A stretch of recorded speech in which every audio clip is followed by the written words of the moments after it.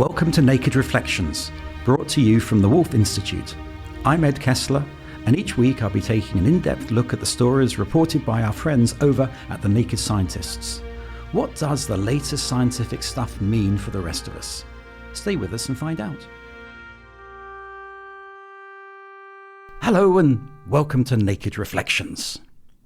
By the rivers of Babylon, we sat down and we wept when we remembered Zion. Some of you may cherish that beautiful evocation of exile and displacement that opens Psalm 137. Some of you might be as old as me and remember, with fondness, the reggae setting of this verse by Boney M in the 1970s. By the rivers of Babylon. But the psalm ends with these words. Daughter Babylon, doomed to destruction. Happy is the one who repays you according to what you have done to us. Happy is the one who seizes your babies and smashes them against the rocks. This violent call for retribution against the Babylonians brings us up short and reminds us that hatred is a powerful human emotion that can't be airbrushed away. And it's our subject for this week's podcast. We've called the show Hatred and Freedom. How does freedom come into it? Well, if not the freedom to hate, then the freedom to be able to express our feelings forthrightly, which is not always a straightforward matter. Here's an extract from an article by Mark Lithgow on the Naked Scientist website, asking some big questions. Can the scientific method really explain what love or hatred is, even if it tells us which parts of the brain are associated with those emotions? Can it really tell us what consciousness is? To look fully inside the brain, to really know what someone is feeling, maybe we need something more than science can offer. And maybe combining science and art goes some way towards providing that something more. Science plus art, more than the sum of their parts. That's the title of Mark Lithgow's article. Joining me to reflect on these profound matters are the philosopher Professor Arif Ahmed, a fellow of Gonville and Caius College, Cambridge, and a strong advocate for the need to tolerate diverse political views on university campuses. And welcome back to Naked Reflections, stalwart Dr. Kitty Alone, research fellow here at the Woolf Institute, who's currently leading a project on forgiveness, a process which, it might be argued, is relevant to our discussion. We'll find out. Kitty, wearing your social scientist's hat, do you think hatred is a natural part of the human condition? In short, I would say yes. It's probably a bastion of the sort of the human emotional experience. There has inevitably been sort of discussions in the literature as to whether it's an emotion, what exactly is hate, what are its characteristics. But I think it's safe to sort of go with the notion that hatred or hate is an emotion that shares similarities with other related emotions such as contempt, anger, disgust, for example, but it has something unique about it, I think, which is almost a moral flavour to it. And examining people's perceptions of hatred, one of the things that comes through is that it sort of implies something immutable about the moral character of the person that you hate. So, for example, in the literature, the difference between anger and hatred is that anger is directed at a particular behaviour. So if a person alters their behaviour, you're inclined to be less angry at them and sort of pave the way for forgiveness and, you know, the social relationship is repaired, etc. However, hatred is not like that. You don't hate the behaviour, you hate the very sort of essence of the person. It might be worth distinguishing hatred from contempt, at least when some philosophers look at it. So, for instance, the way Nietzsche looked at it, hatred could actually be positive in some ways. It's not a matter of disgust or contempt for the thing that you're competing against, but it's more a will to destroy it, simply for your own survival or for your own assimilation. And he thought there was something positive and life-affirming about that as well. And I think maybe we can even see something of that in the passage from the Psalm that Ed quoted to start with. So it would be interesting to talk a little bit about this other angle on hatred as well, I think. Yeah, absolutely. And you're right, there is sort of at least for me, as not a philosopher, there is intuitively a difference between hatred and contempt. Contempt in the literature is that it's the target of one's emotions is seen as inferior. But whereas, I don't know, hatred seems almost egalitarian in a way. The target of your hate is not necessarily inferior to you. You're often connected with someone you hate, aren't you? I mean, you argue with those you're closest to. You sometimes hate those you're closest to. You might even be married to them, or they may be your children or your parents.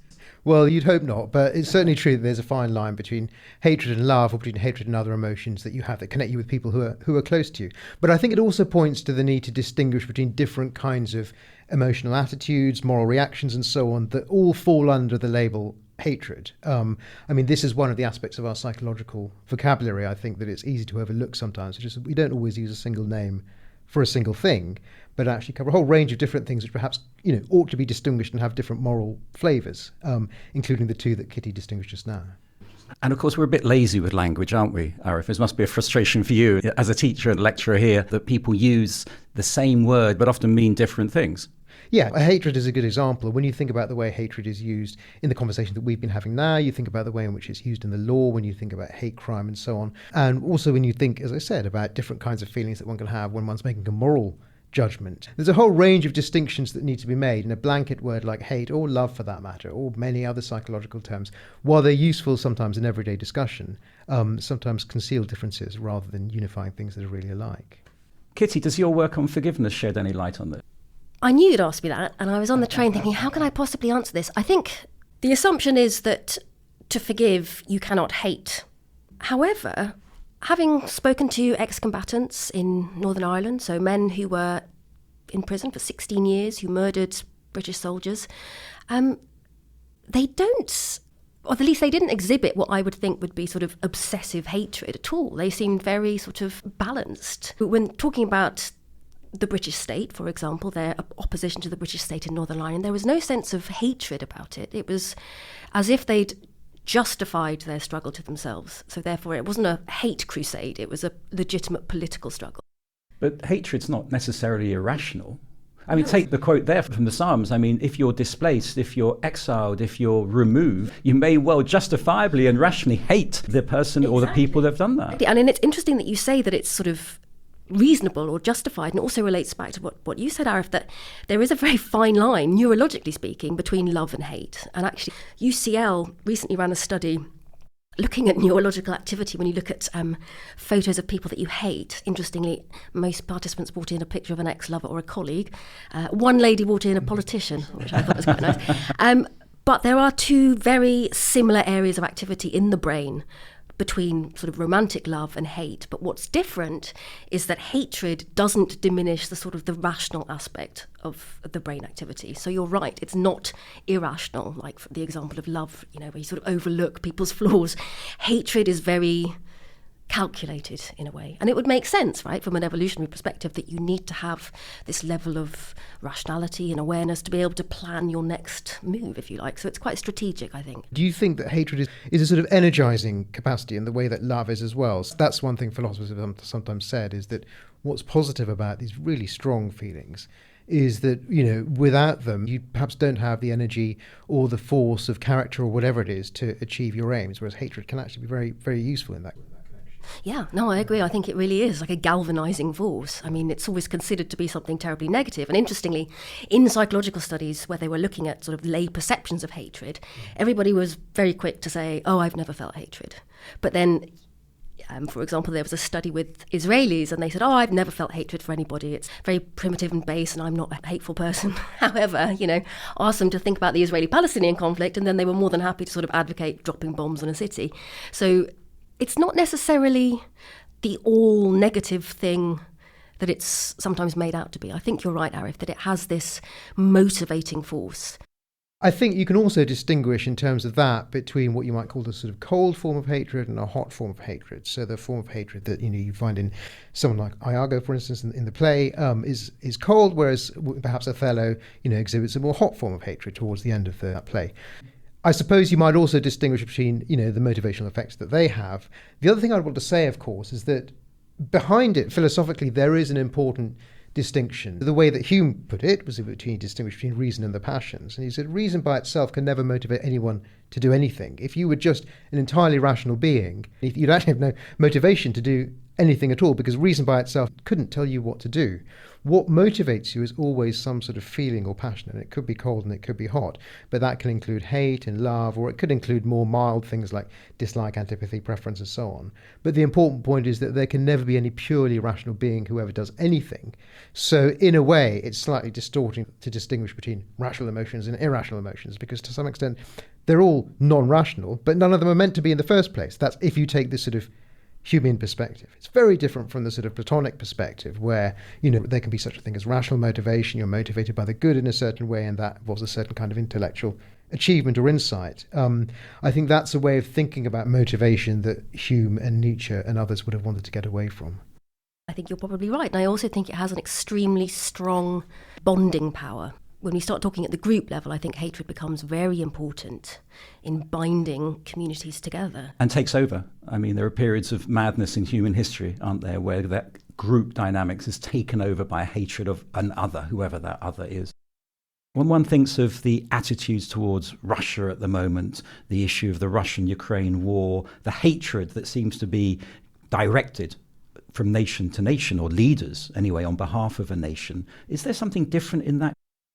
Well, one thing I think is interesting is in the case of national hatred, if you like, it is terrifying because it's the one body that's supposed to have a monopoly on violence. It's on the side of the haters. And that's one of the reasons why I think, quite rightly, we're very cautious and react very strongly against politicians, even in this country, who even is suspected of trying to whip up some kind of race frenzy or something like that, because, when it's in the hands of politicians, I think it's really dangerous. One of the things I want to emphasize is, of course, in the case of Russia, for instance, they don't have free speech. They don't have freedom of the press. And that's one of the things that freedom of the press can help to sort of prevent, is if you have a lively, skeptical press that comes from an attitude of basically contempt and disgust for all politicians. People tend not to take them so seriously. And that's the kind of world I'd rather live in.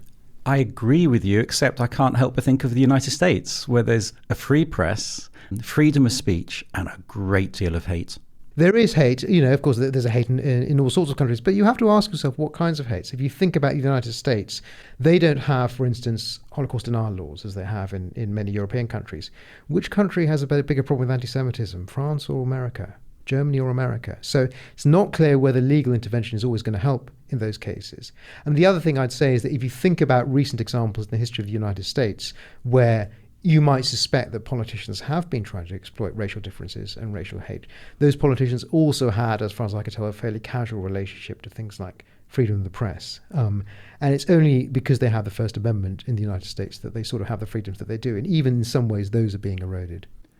Kitty, how does that play out in the work you're doing at the moment? Because you're dealing in regions of the world where there is hatred, there's been violence, we're in a post-conflict situation, whether it's Northern Ireland or whether it's South Sudan or Bosnia, but also very, very tense situations at the moment. I mean, in the case of South Sudan, for example, you might use the term post-conflict quite carefully. And indeed, in the Balkans as well, post-conflict is perhaps quite a loose label. But the hatreds are still there. They're hatreds that go back centuries. And they remain dormant at some times, but, there's always, particularly in light of the Russian invasion of Ukraine, in Serbia, for example, we now have the rise of Serbian nationalism, heavily aided by a disinformation campaign by Russia. And you can see it happening. You can see the stoking up of ages-old hatreds. And what's interesting from an intergroup dynamic is that it doesn't have to be directed at a particular person. It can be directed at something that a group represents, something that a group symbolizes, which it sort of widens the goalposts, really. I mean, anything is available for your hatred if you've done that. You don't have a gripe directed against one single person. Instead, it's this abstract notion or concept of group that you have an issue with. So, Kitty, in the Balkans, let's say, or in South Sudan, if there had been hate speech laws in place just after Yugoslavia had broken up or before the war in Sudan, would that have helped? I don't know. I don't think it would have done. What's interesting about the Balkans, actually, is if we think about sort of 1992 to 1995, I mean, the internet was about, but it wasn't the online world that we're in now. And yet, terrible bloodshed and violence still happened. I wonder if we could move on to the question of this relationship between hatred and freedom, Arif, because there's something interesting here. If we're saying that hatred is part of the normal human condition, then we need to be able to express hatred. But of course, we're very circumscribed. We may be wanting to be civil to somebody we really don't like, but how do we handle that tension? The background to this is that society itself, rests on a fundamental tension between, on the one hand, the individual and their liberty. They have their own feelings, their own preferences, their own desires, and their own beliefs. They want to express them. That's part of what it is to be a human being, is to express yourself. On the other hand, there's a tension between that and the need for social cohesion, which we all need if we're going to have the benefits, the greatly unquestionable benefits of living in a society rather than living a solitary life. So that's a basic, if you like, philosophical fact on which political problems all rest. Now, when it comes to hate and reconciling that with the need for freedom of expression, for instance, I think one thing that probably hasn't always been emphasised is that if you want to fight hatred, sometimes the best way to do it is through communication rather than through suppression of feelings. So if you think about, for instance, the racism in the United States, you may know the story about Daryl Davis, who is a black jazz piano player who made something of a career out of befriending and having conversations with white men who were members of the Klan. And just talking to them, it started by accident, I think, and persuaded them to leave through a process of conversation. So often the way to respond to hate is not to suppress it, but actually to engage people in communication. I'm not saying that always works, but I'm saying that it can be overlooked. So that's one of the ways in which I think, although there is a tension between hatred and freedom of expression, sometimes that can be resolved by having more speech and more communication rather than less. One of the things that hatred does is it breaks down the idea of heterogeneity amongst outgroup members. So you're more likely, for example, to think they're all the same. You have a negative experience with one outgroup member, you apply that moral character to the entire outgroup, which makes you less likely to want to interact with them. But, particularly in the field of interfaith, for example, heavily based on the ideas of Allport, is that quality contact with outgroup members can actually help break down the barriers such as hatred, negative stereotypes. So yes, it's this difficult situation of, by stopping contact, are you stopping the psychological processes at play that could happen through positive contact? But the problem is that if it's negative contact, then it just exacerbates the problem. That's interesting, Kitty. I mean, I'd be curious, actually. Could you tell me, with this sort of contact that you're describing in Allport, is it necessary for the parties to feel completely free to express themselves, or do there have to be sort of controls on what you can say? One of the things that he sort of stipulates as a prerequisite for this sort of contact to work is that the groups or the members of the group in this contact situation have to sort of meet each other on equal terms. And therefore there is no holds bars, basically. So if there's one group feels disenfranchised or disempowered, breaking down of all these boundaries isn't going to work. So one of the things is that the groups have to meet on sort of egalitarian territory. And the moment you say, of course, well, you can't talk about this or you can't talk about that, that disrupts the balance. That's interesting. So the idea would be that somehow you could lay the ground rules as sort of procedural rules, saying things like you can't interrupt or you can only talk for a certain amount of time, but no content-based rules. Absolutely, yeah. So if I did something like that, say I had a seminar, for instance, and I had people with different religions, or someone like me who's an atheist and someone who's Christian, someone who's Muslim, or even really controversial issues about today to do with race or to do with trans issues or other things. If I had a seminar of that sort where people could just say whatever they liked, and you consent to that, but everyone gets an equal time to speak, the Allport prediction is that would be productive. Yes, the Allport prediction is that that's one of the necessary features for successful positive contact to happen. And in fact, it's interesting that you mentioned this sort of, these big hot topics. On the previous project I did at the Wolf Institute, I spent a lot of time looking at London-based interfaith groups. And I was really surprised at their appetite for tackling really big issues. I remember I went to this one somewhere in East London, and we're so sick and tired of just coming to these interfaith groups and it's just people hand around a samosa and we all say, wow, aren't we all the same? We want to talk about these issues. But is that hatred There are some people who hate the other, but there's also people who hold very strong views. There is that difference, isn't there? And in a university context, I'm intrigued by this because we all have the same sort of issues. We want to tackle difficult topics, but we want to do it in a way that's sensitive to the others who are in that room who may be the target of that abuse. So, of course, what counts as hatred, and this goes back to something I was saying earlier, which is that, of course, hatred covers a whole variety of things. Is it hostility? Is it contempt? Is it dislike? Is it a mere, incompatibility of really important aims? And that's even reflected in the way the law is interpreted. So if you think about what counts as a hate crime, for instance, that's going to cover a variety of things, not just one very simple sort of emotional charge. But I think even there, in a university context, it can be helpful because we are in a situation now, I'm afraid, at many universities where if you take one side of some arguments, the people on the other side will be hostile, not just in the sense of disagreeing with you, but they will think you're a bigot. And they will actually, in some cases, as you know, have called for people to be fired from their jobs, and some people have left their jobs because of the campaign of hate against them. I would say hate in very strong terms. So I think there is quite a lot of emotional charge in some of these debates. And what I'm getting from this conversation is that there is evidence, even in those cases, having quite open conversations. So not the sort of interfaith conversations where everyone's alike, but conversations where everyone's actually very different can be productive and helpful. And presumably one needs to create the safe conditions for the participants to be able to speak openly when you're dealing with those sorts of issues in the classroom. Yeah, absolutely. Universities used to be a place like that. And I regret to say universities are not a place like that in this country anymore. This is Naked Reflections with me, Ed Kessler. My guests this week are Aric Ahmed and Kitty Alone, and we're talking about hatred and freedom. Sooner or later, discussions of this sort come up against the sea change affected by recent developments in the technology of artificial intelligence and social media. Here's Vivian Ming speaking on the Naked Scientist show, Regeneration, How the Body Heals.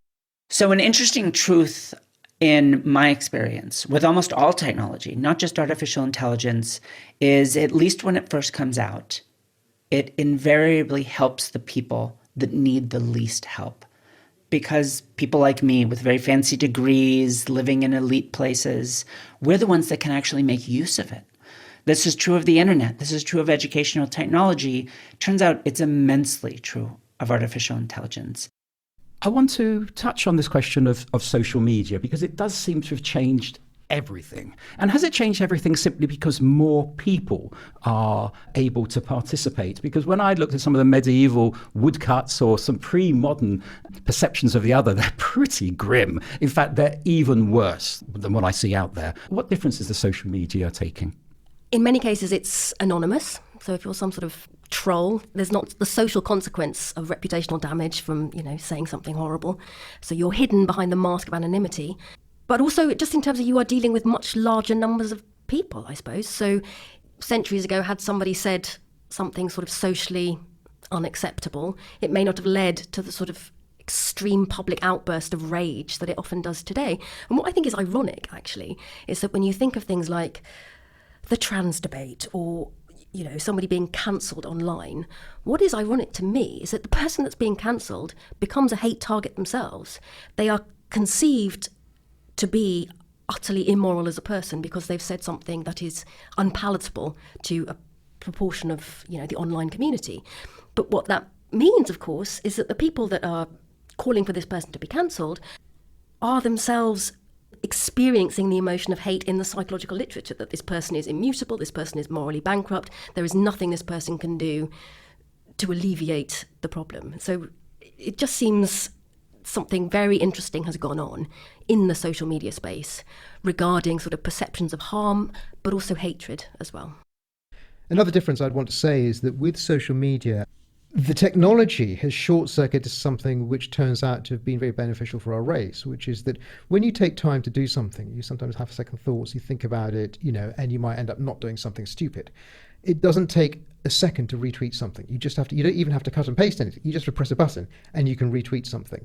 You can't really retweet a woodcut. I mean, it would take quite a long time to retweet a woodcut. And if you had some sort of hate-filled woodcut, by the time you were halfway through doing the retweet, i.e. producing another one, you might have second thoughts. I push back slightly on that because although the woodcuts might not be easily circulated, a sermon on a Sunday at Easter can be full of hate And as a result of hearing these words, or as a result of looking at images on the wall, suddenly you feel this antipathy towards another, whether it's the Christian towards the Jew or the Muslim or the other way around. So there is this immediacy in the pre-modern era. I suppose what we've got in terms of the speed of communication is something can happen on the streets of, Islamabad, and it's transferred to the streets of Bradford very quickly, or the streets of Gaza or Jerusalem to the streets of London. So you've got the immediacy, but I wonder whether we kind of ignore the effect from the pre-modern period. No, you're quite right. Of course, the media themselves, could have a great deal of vividness if you think about pictures, the right kinds of words. John Stuart Mill gives a classic example about incitement to violence, which is an example of someone talking about the corn dealers and how they're immiserating the poor. So that's been something that's always been true. I think the one thing that's changed that I want to emphasise is the ease and the speed by which you can mobilise a flash mob now. You just have to press a few buttons, and suddenly there's thousands of people who really care about it piling in on you, and then you have the effects, including the psychological effects that Kitty brought out. What about separating the wheat from the chaff? I mean, I just sometimes wonder that listeners won't be surprised that I'm older than our two contributors and panelists today. But nevertheless, I do worry that even you aren't as literate in separating the wheat from the chaff when it comes to, look, Kitty's looking at me, that perhaps, teenagers and kids are. And I wonder whether we're the ones who are struggling with this rather than the younger generation.